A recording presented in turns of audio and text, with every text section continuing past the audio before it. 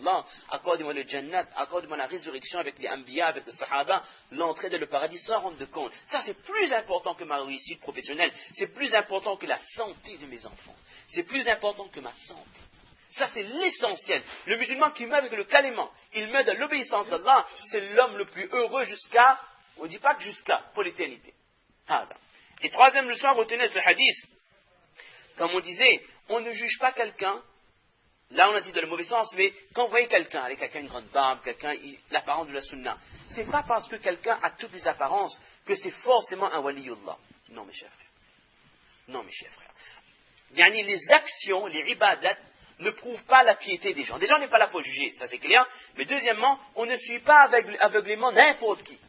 Il faut bien regarder qu'est-ce que cette personne a comme ilm, science religieuse, et qu'est-ce qu'il y a de son cœur comme aqidah, comme croyance. Je vous donne un exemple, ce n'est pas des paroles que j'invente. Le prophète explique aux sahaba que viendra une époque où il y aura des gens qui feront telle ou telle chose. Il parlait des khawarij, des ahlul takfir. C'est une des premières firqa qui est apparue dans l'islam. Ça, c'est toute une histoire, ça. Le prophète dit que ces gens, ils accomplissent tellement de bonnes actions. Le prophète parle à qui? Aux sahaba. Il dit, si on comparer leurs actions à vos actions à vous, vos actions ne valeraient rien par rapport à leur ibadat. Comment on peut comprendre ça? Le prophète explique qu'ils ont des tâches énormes sur le front des signes de prosternation. C'est-à-dire comme un mu'min, d'accord? Le prophète veut dire que, attention, ils ont l'apparence des gens pieux, mais leur croyance est mauvaise. Ils ont des erreurs de leur aqidah. Le prophète dit qu'ils s'éloignent de la religion comme la flèche quitte l'arc aussi rapidement. Ajib ça. Ce hadith, c'est un hadith de base. Tant que la croyance n'est pas parfaite, on ne peut pas dire que c'est quelqu'un de bien.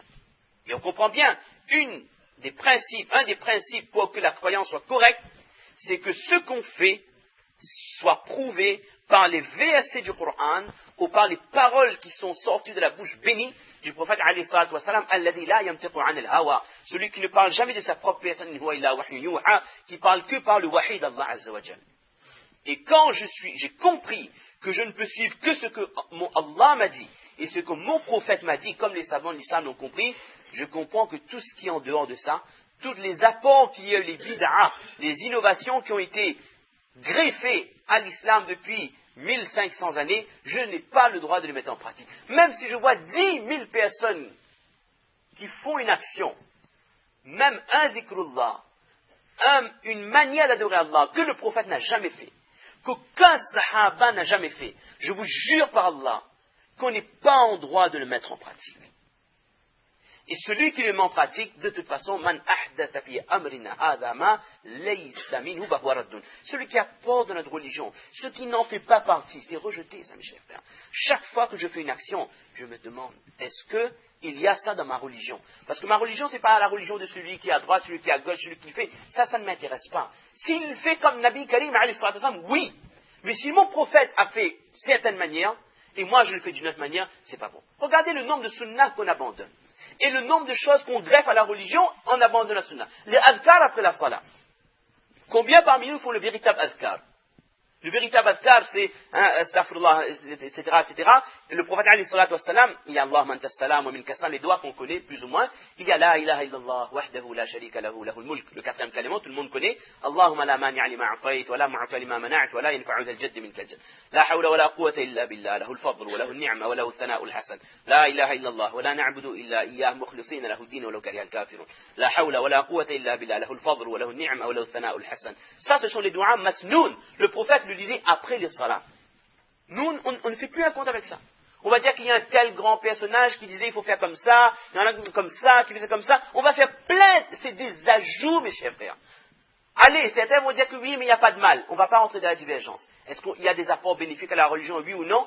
On ne va pas rentrer dedans. Mais mon frère musulman, si ton prophète, il faisait telle chose, et ça tu ne le fais pas, et tu vas voir ce que les autres font. Avec le jour de Qiyamah, tu vas te résister avec qui? Avec le prophète sallam ou cette personne?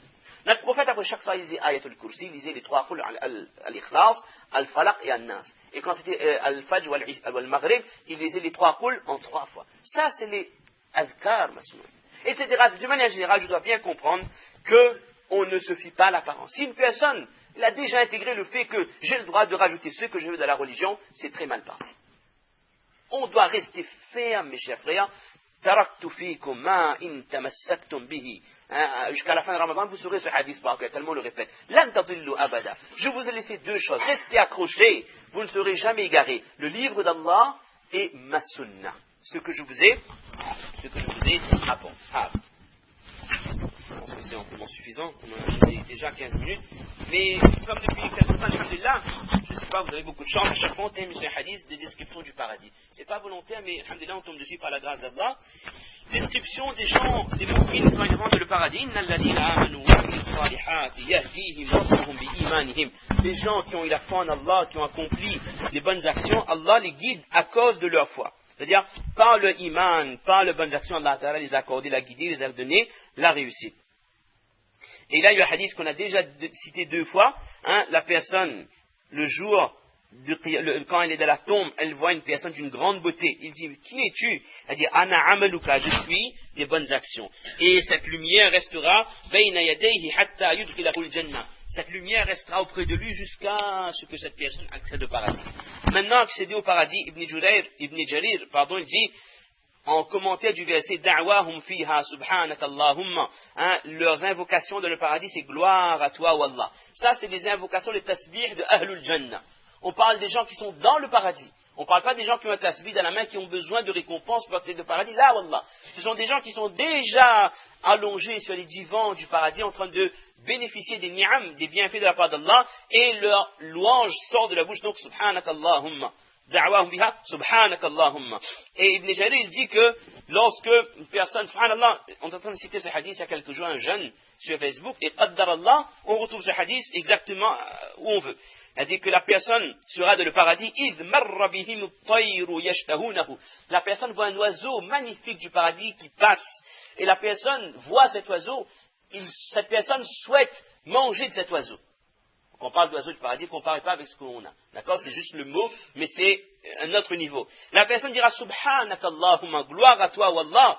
Et dit que wadhalika da'wahum, ça c'est leurs invocations. Fayatihimul malaku bima yashtaunahu, un ange apporte à cette personne du paradis exactement la chose qu'elle souhaitait dans son cœur. Fayusallimu alayhim, fayaruddun alayhi, l'ange saluera la personne saluera la personne répondra au salam de l'ange. Salam. Ça c'est le commentaire de leur salutation sera salam. فَإِذَا أَكَلُوا حَمِدُ اللَّهِ, et après avoir mangé, ils vont remercier Allah. Et là, c'est le verset وَآخِرُ دَعْوَاهُمْ أَنِ الْحَمْدُ لِلَّهِ رَبِّ الْعَالَمِينَ. Et Muqatil, rahimahullah, il dit, parmi les mashayikh de Ibn Kathir, lorsque l'habitant du paradis souhaitera manger quelque chose, il dira juste subhanakallahumma, fayaqumu ala ahadihim asharatu alafi khadim. Des dizaines de milliers de servants, de personnes qui sont au service des gens du paradis, vont s'empresser auprès de ce jannati, ma'a kulli khadimin safhatun min dahab, avec chaque servant un plateau qui est fait d'or pur, fiha ta'amu laysa fil ukhra, 10 000, et chaque plateau contiendra un mets qui n'est pas le même des autres mets. Et cette personne du paradis mangera de tout ce qu'elle souhaite. Ça, ce sont les bienfaits du paradis. Et il dit également que dans le paradis, Inna ahlal jannati yalhamuna tasbiha wa tahmida kama yulhamuna nafas. Les gens de le paradis, ils vont dire subhanallah, ils vont dire alhamdulillah en permanence comme nous respirons. Et c'est pas un dhikrullah taklif, c'est pas un dhikrullah de ibadat pour avoir des récompenses, non. C'est tellement, ils sont en contemplation permanente. Ils sont en contemplation, en émerveillement de seconde en seconde face à ces bienfaits qui sont en train de se perpétuer et qui sont en train de s'améliorer, parce que les plaisirs du paradis, c'est vraiment quelque chose d'unique, c'est quelque chose d'exceptionnel. On va s'arrêter là, qu'Allah nous accepte, mes chers frères, de notre envie de comprendre ces paroles qu'on a dit, c'est extrêmement important.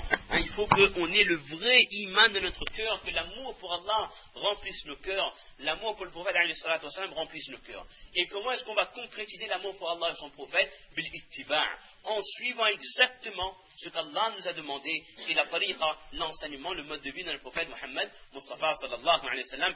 Et avec ça, on va cumuler, Inch'Allah, de bonnes actions. Et les actions qu'on va faire doivent être sincères, doivent être conformes à la charia. Et on meurt avec ça, Inch'Allah, et ces actions seront avec nous depuis le moment où on est posé dans la tombe. Ces actions, Inch'Allah, resteront avec nous jusqu'à la résurrection. Nous ferons accéder au paradis, et dans le paradis, nous allons bénéficier de tous les bienfaits qu'on a décrits. Qu'Allah nous accepte, et que, Inch'Allah, nous fassions partie de ces gens qui accéderont au paradis sans de Subhana rabbika, rabbil izzati amma yasifun, salamun ala al-mursalin, walhamdulillahi rabbil alamin.